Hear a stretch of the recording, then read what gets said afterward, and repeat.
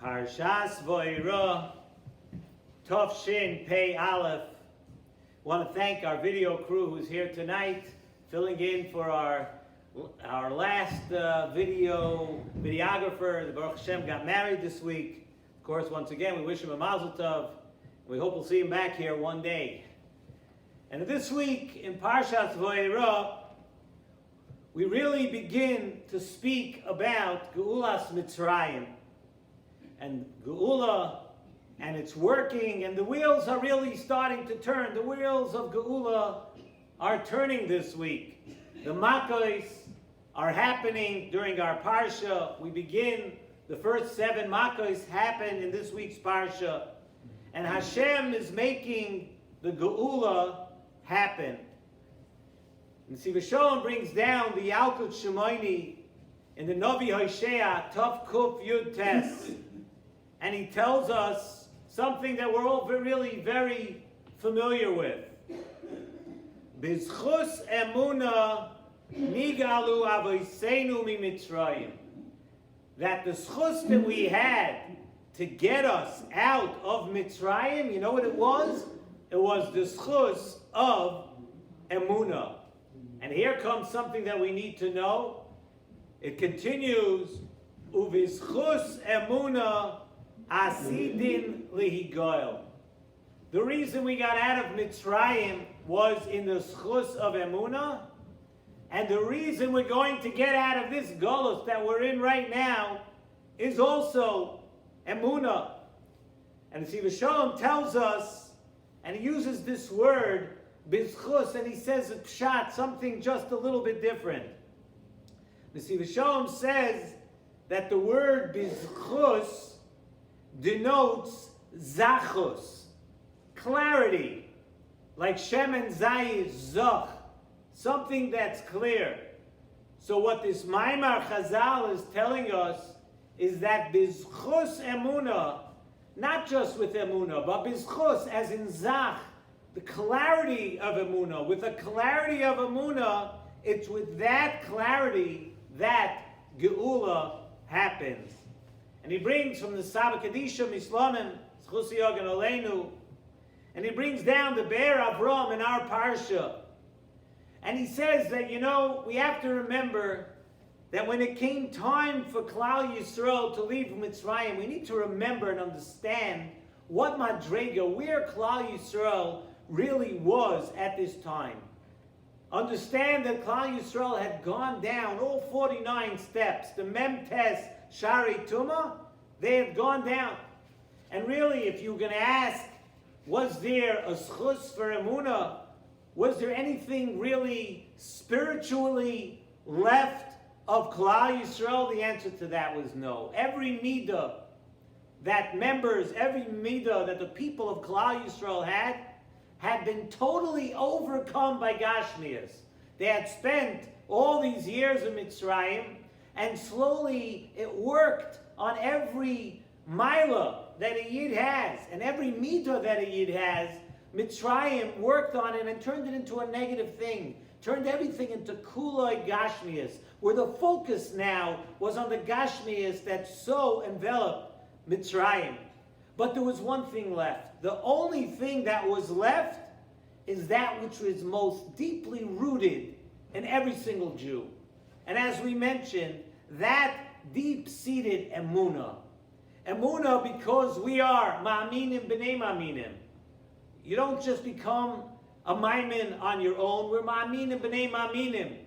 That never leaves a yid. From Avraham Avinu through all the generations until us, it is deeply implanted in our genes and in our fabric that when we operate with emunah, when a yid leads his life with emunah, we're able to attain the greatest heights, really no matter where we are holding. So it was dafka, Chazal tell us, it was dafka because of emunah. We didn't have anything else. We had nothing left of us.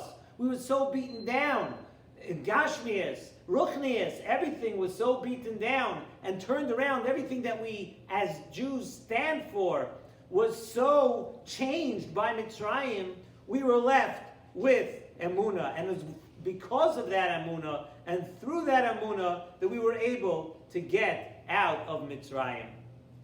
And remember, you need to think of something, a very encouraging thought actually, that it was at that time when we were holding on such a low madrega, it is at that time that HaKadosh Baruch Hu called us as Am HaNivchar. Could you imagine? We were definitely not much to be spoken of any high level of anything, and HaKadosh Baruch Hu called us the Am HaNivchar. HaKadosh Baruch Hu told us, I want you as the Am HaNivchar. Go out of Mitzrayim, you're going to be Makabel the Torah, you are the chosen nation. And HaKadosh Baruch Hu called us B'ni B'chayre Yisrael, my beloved firstborn. At that time when, like we said, we were on such a low madrega, when we were deep in the Memtes Shari Tumah. But what we did have, we had Emunah. And that was really our saving factor. And that's something we need to always remember. Sometimes you feel that people you do things wrong, you've done something wrong. We have to remember that HaKadosh Baruch Hu, this is a lesson to us, that HaKadosh Baruch Hu is never out to get us, quote. Because look, we had nothing there. Much to the contrary. Hashem is looking for every which way, any schus that a person can have. Hashem is looking for every which way to be close to us, to hang on to us, to bring us back. And when Hashem saw that every midah of ours was almost ruined in Mitzrayim, he saw, what did Hashem look at? He said, I'm not looking at any of that. I'm looking at the one thing that you held on to. The one thing that you're holding on to. And that thing is Emunah. And not just Emunah, the clarity of Emunah. And Hashem gives every one of us that opportunity, wherever you are in your life. And no matter how far that may be, and we all know we have our good times, we have our times that are not so great. People are closer to Hashem, they're a little further, they're even further than that. But the lesson here is that no matter where you're holding, you can pick yourself up, and you could lift yourself up out of your situation if you remember this lesson. Remember Emunah. Remember that everything is about HaKadosh Baruch Hu. And from the time of Yetzias Mitzrayim, it has become our lifeline. We had nothing else in Mitzrayim. We held on to Emunah. Hashem took us out. And the more one works on developing the clarity in Emunah, says the Nesivos Shalom, the greater that your geula will be. We had Emunah, but the more Emunah you have, and the more Emunah you work on, that is how great your geula will be.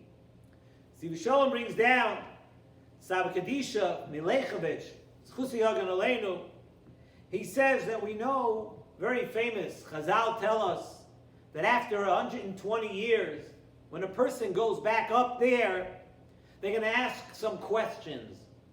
And one of the first questions that it says that a person is going to be asked, and we know, Nosasav v'nosata be'emunah.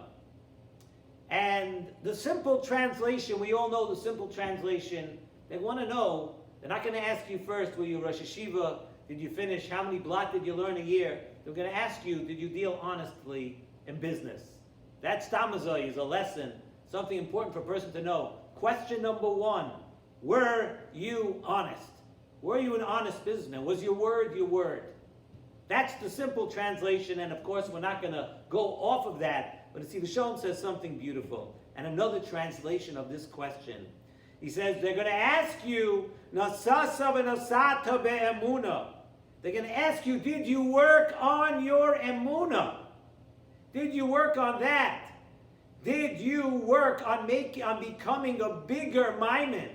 Did you work on becoming a better person in believing in Hashem and everything that Hashem does, that He does to you, for you, and around you? Did you work on understanding why that everything is for good reason? Why we, in our small vision, have no idea really what's going on around us. It's all about HaKadosh Baruch Hu. And the same, Nasasa v'nosata, the same way you work on and you worry about your business, they're going to want to know, Nasasa v'nosata be'emunah, were you honest? Yeah, that's one way of looking at the question. But Nasasa v'nosata be'emunah, and the subject of emunah, did you work on it the same way you would work on your business? Did it mean you wanted to profit more in it? You wanted to have a better idea of your business? You wanted to understand your business model? Did you work on emunah in that way? Emunah is your business as a Jew, to think about it and to work out and to work on it. And we need to understand that it was our lifeline and our saving grace to exit Mitzrayim. That's what got us out of Mitzrayim, and it's going to be our salvation from this Gullus. Very interesting thing I've seen a number of times with Nesivos Shalom. He says also, sometimes you want to know, you talk about a person, and you say about a person, oh, that guy, that Yid, he's a tzaddik. What makes one person a bigger tzaddik more than the other? Does it mean that he davens a longer Shemoneh Esrei? Does it mean that he learns more hours during the day? Of course, all these things are wonderful things and things we should all strive for. Does it mean that he does something else in life, a certain type of chesed, a certain type of thing? Does that make one person a greater tzaddik than the other? It says in the Nesivos Shalom, no. You know what actually makes one person a bigger tzaddik than the other? That's the subject we spoke about tonight. Where does emunah stand in your life? Do you work on it? Number one, do you toil in emunah? Sometimes it's hard. We see things that are just so beyond, and we have to understand that it's by cheating in business, by doing things like that, you're being kaifer in emunah. HaKadosh Baruch Hu said that from Rosh Hashanah to Rosh Hashanah, I'm telling you what you're going to get, and you're trying to beat the system. You're trying to take more. I could give you 100 examples or something like that. But that's what emunah is. Did you work on it? Are you working on it? A person who's a bigger tzaddik than someone else has a bigger zachos, a bigger clarity and emunah. It takes up a bigger and more important, a more prominent place in their life. And now when we go through these couple of parshias now, Vaeira, Boy, B'Shalach, then Yisroi, Kabbalah SaTorah, when we go through these few weeks now for the next month, we need to understand what HaKadosh Baruch Hu did for us in Mitzrayim now, and then to go out of Mitzrayim, unbelievable. And we technically, the way we look at things, we didn't deserve it. We didn't deserve it. We weren't doing anything right anymore. But Hashem said, you believe in me, then I believe in you. So you're not holding in exactly where you want to hold now. You're not in the best place right now. You're not as good as you want to be. You're not as good as I want you to be, Hashem says. But you believe in me, I believe in you. I believe in you that you're going to grow. You trust me, and I'll trust you. And that's the lesson. We became the B'ni B'chayri Yisrael. It means a child. A person always looks favorably on a child. HaKadosh Baruch Hu looked at us and said, you're doing nothing. You're doing nothing right. I'm calling you B'ni B'chayri. You're my son. You're my Ama Nivchar. You're my nation. Unbelievable. Think about it. What would you do with someone that does nothing that you want?